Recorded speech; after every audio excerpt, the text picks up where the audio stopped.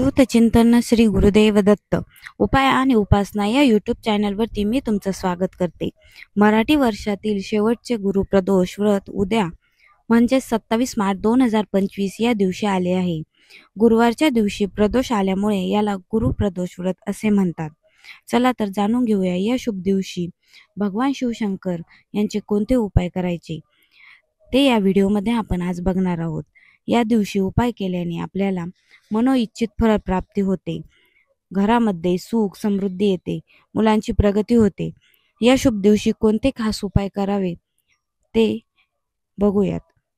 प्रदोष काळ भगवान शंकराच्या उपासनेला खूप महत्त्व आहे।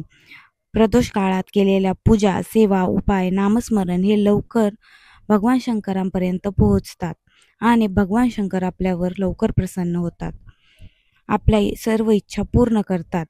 संध्याकाळी प्रदोष वेळी म्हणजे सूर्यास्त होण्याच्या 1.5 तास आधी आणि 1.5 तास नंतर असे 3 तास प्रदोष काळ असतो अशी मान्यता आहे। त्यावेळी घराजवळीलच एखाद्या भगवान शिवशंकरांच्या मंदिरात जायचे आहे, पण जातानाच घरातूनच तुम्हाला तांब्या भरून पाणी घेऊन जायचे आहे आणि भगवान शंकरांच्या मंदिरात जाऊन शिवपिंडीवर हे जल अर्पण करायचे आहे। हे जल अर्पण करत असताना तुम्हाला श्री शिवाय नमस्तुभ्यम किंवा ओम नमः शिवाय या मंत्राचा जप करायचा आहे आणि शिवपिंडीवर अर्पण केलेले थोडेसे पाणी घरी घेऊन यायचे आहे आणि उंबऱ्यावर शिंपडायचे आहे। याने नकारात्मक ऊर्जा घरामध्ये प्रवेश करत नाही, घरामध्ये सकारात्मक ऊर्जा राहते आणि त्यामुळे घरातील वातावरण पण आनंदी राहते।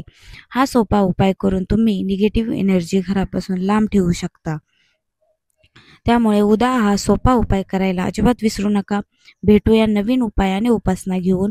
तोपर्यंत चॅनलला लाईक, शेअर आणि सबस्क्राईब करायला विसरू नका। धन्यवाद।